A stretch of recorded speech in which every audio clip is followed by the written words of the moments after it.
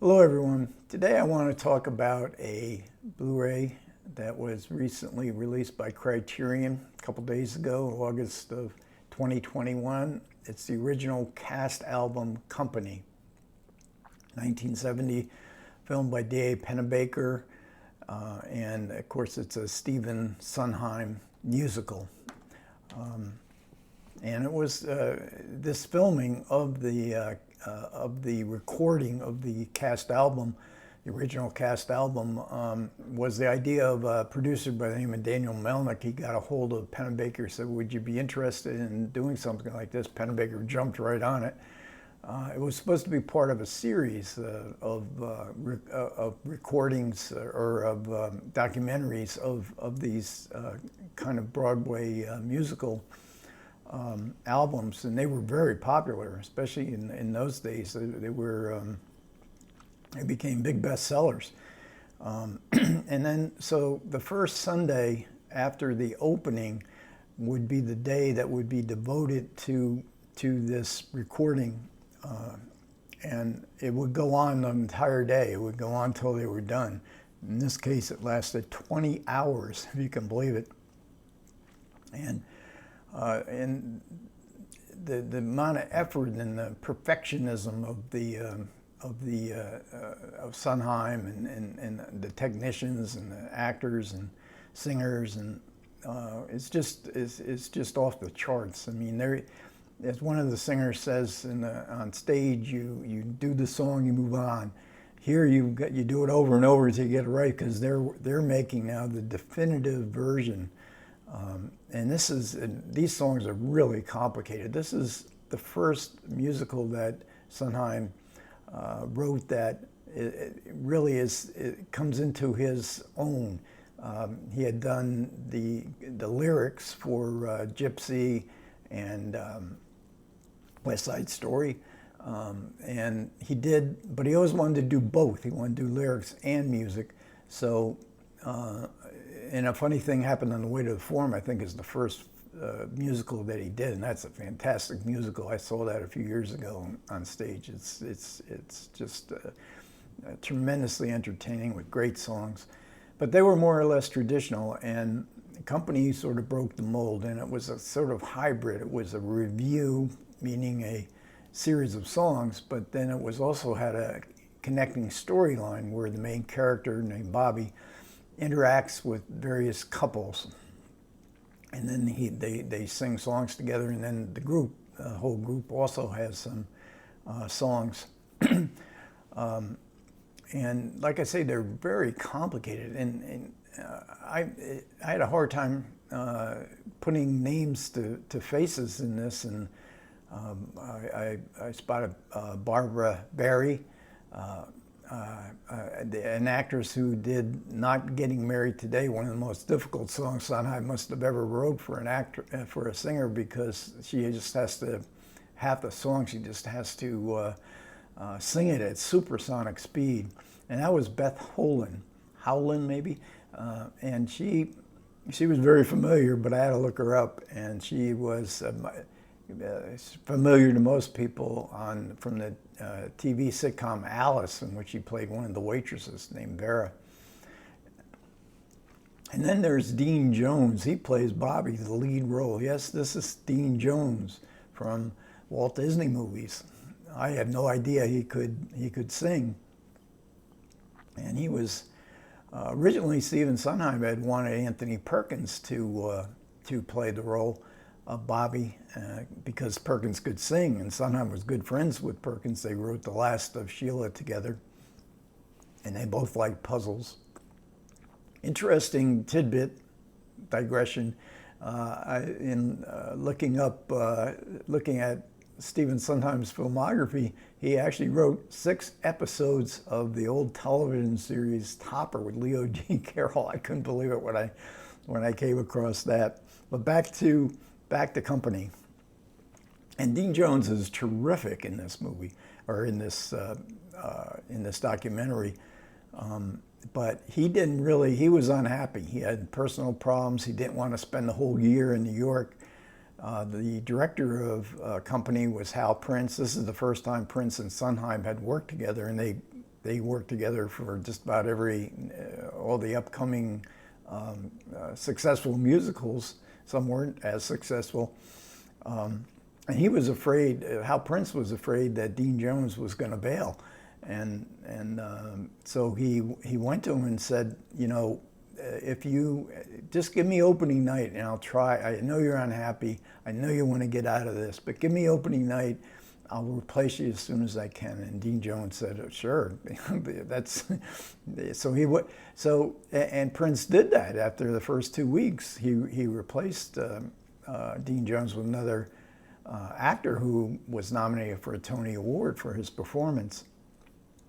But Dean Jones was terrific. In the supplement, Stephen Sondheim says he still thinks that Dean Jones was the best Bobby. And then the real star of the show is Elaine Stritch.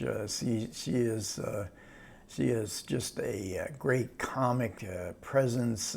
She's very dramatic in everything she does. Your eyes are drawn to her. She even admits herself, she's in the supplements as well, and she admits that she knows that when she's on stage, everybody, you know, people are just drawn to see what she's going to do. And she had a couple flops. She was very popular though.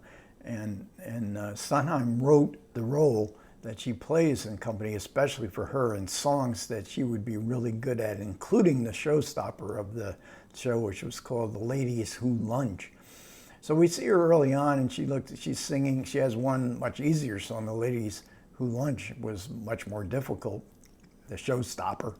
And they do that at the end, and Dean Jones was scheduled to do his big number at the end, but it was going on so long, he said, I'll never be able to sing. Stritch was switched with me, and she says that later on, she says that she really wanted to do that number with the other cast members that had gone home because she didn't, you know, she was worried about how they were going to react to the way she did the song. And Pennebaker is really lucky because this becomes a big drama, and he gets a great last 20 minutes of this movie. This documentary is really terrific in her struggle to sing the song. So we get a lot of what the effort that gets put into it. You know, the effort that gets put into a musical must be amazing. I don't know how they do it. If this, you know, just getting the songs down right after they've been rehearsing them and doing them on stage for presumably a few months. But you not only get that frustration, but you also feel the joy of creativity. Sondheim was in creative fury at this time. I mean, he just rolled off musical after musical that I think are going to become classics of all-time classics. To me, Stephen Sondheim is one of the great artists of the 20th century, but very much a perfectionist.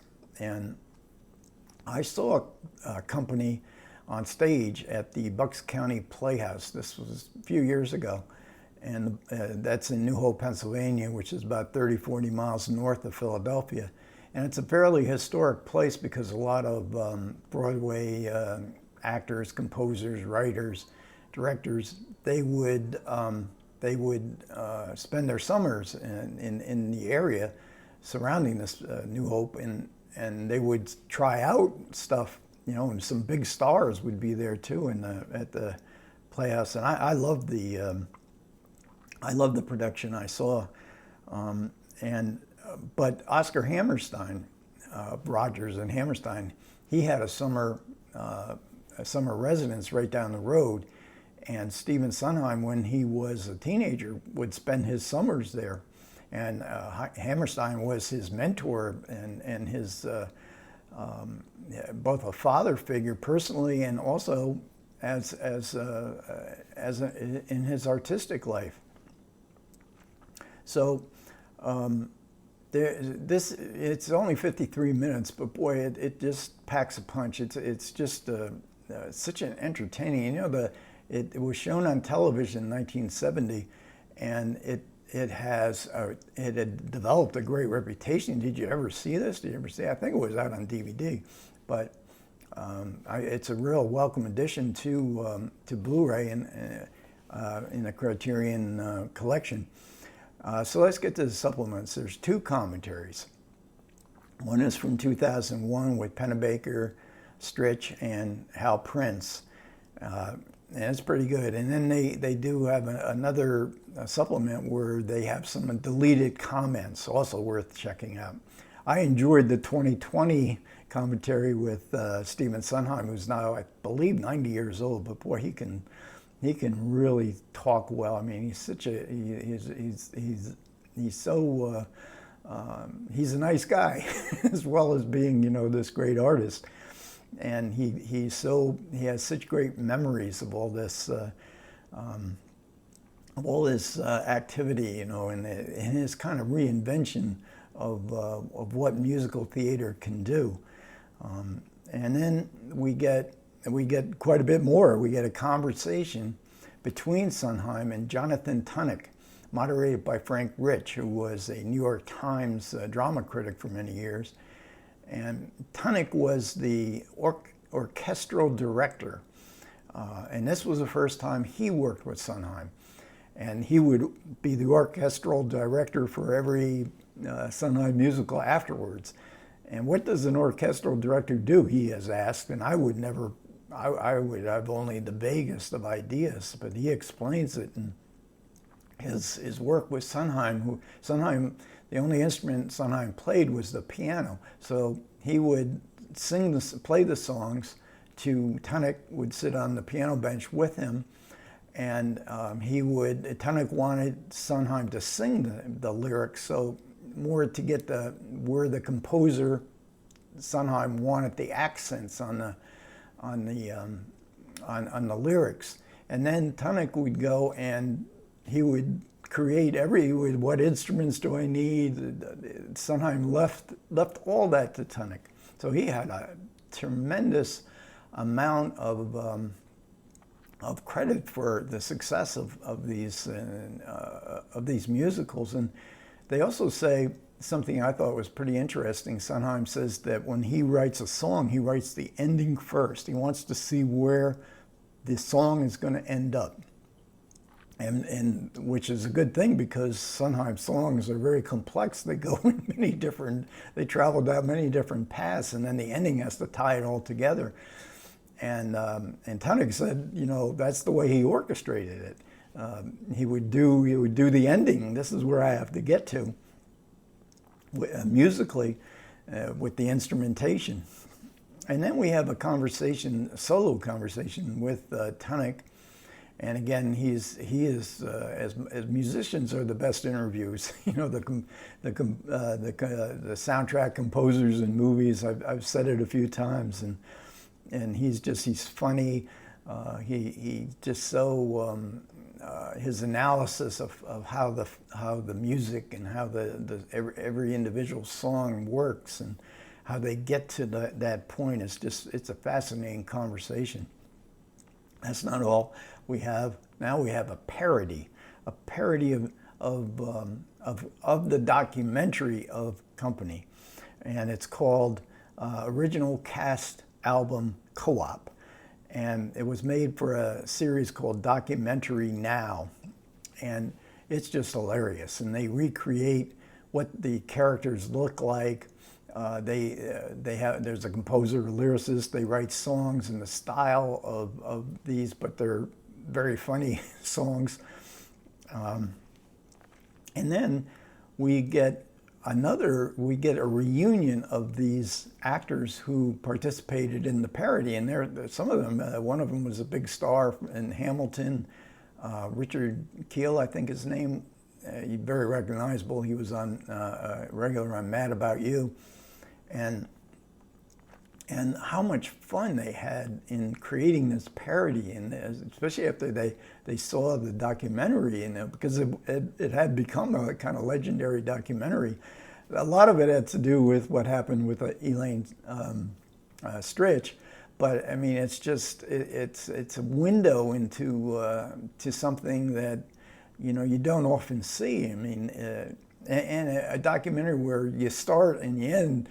There's no, I mean, they break for lunch, of course, but I mean, there's no break. We got to get this done.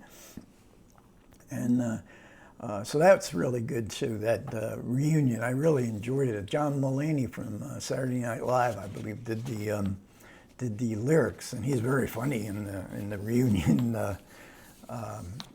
episode supplement. And then we get a fold out. We get an essay.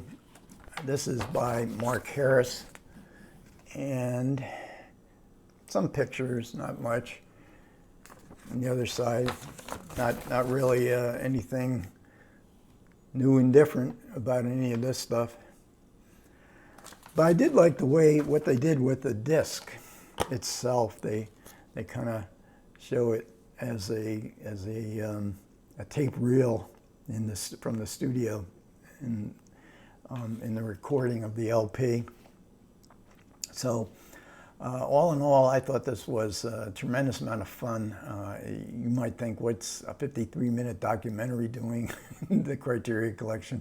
I think it's one of the real bright moments. I mean, this has been a great year for Criterion. There's even greater things coming. But anyways, that'll about wrap this one up. Thanks as always for everybody who listened. If you got comments, I'm more than welcome. I will respond. Other than that, you guys take care. Catch you next time.